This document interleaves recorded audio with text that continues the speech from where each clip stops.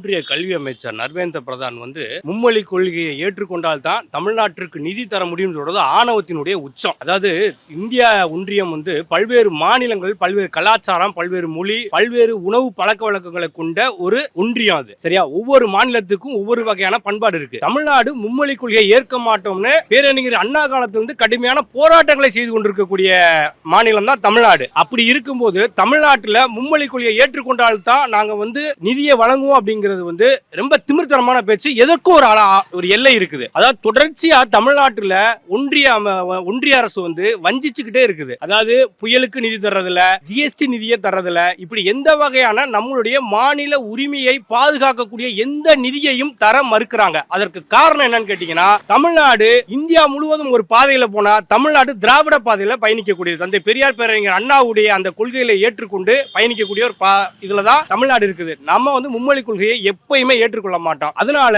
இது ஒரு மிரட்டும் போக்கா இருக்குது. இன்னொன்னு குறிப்பா பாத்தீங்கன்னா, கல்வி எடுத்துக்கிட்டீங்கன்னா இந்திய அளவுலேயே தமிழ்நாடு மற்றும் கேரளாவில் தான் சிறப்பான கல்வி இருக்குது. அப்படி இருக்க பட்சத்துல நம்மளுடைய கல்வி தரத்தை மிகவும் சீர்குலைக்கிற விதமா இப்படி ஒரு போக்கை கடைபிடிக்கிறது மிகவும் வன்மையான கண்டனத்துக்கு உரியது. நம்ம அரசு என்ன பண்றாங்க, அது கல்வி எல்லாருக்கும் வர தமிழ் நம்ம நாட்டுல தமிழ் தான். அது வெளிநாட்டுல ஹிந்தி, இங்கிலீஷ் அவங்க படிக்கிறது. அது நம்ம நாட்டுல தமிழ் படிக்கிறது, தமிழ் படிச்சு தான் ஆகணும். தமிழ் தான் முக்கியம் நம்மளுக்கு. ஹிந்தி அவர் சொல்றான்னு ஹிந்திலாம் இங்க எத்தனை வர முடியாது. அவர் யாரு? அவர் எப்படி சொல்லலாம்? எங்க அம்மா வயிற்றுல நான் பிறந்து நான் வளர்ந்து ஆள் ஆகுறேன், நான் சம்பாதிச்சு என் காசுல நான் சாப்பிட்றேன். அவர் எனக்கு வீட்டுல கொடுக்கல கொல்ல, புரியுங்களா? நான் ஆட்டோ ஓட்டினாதான் நான் பொழைக்க முடியும். நான் ஒரு கம்பெனிக்கு போனா நான் சாப்பிட முடியும், என் பிள்ளைங்க நாங்களை பார்க்க முடியும். அப்படி இருக்கும் போது அவர் சொன்னது நான் கேட்க முடியாது.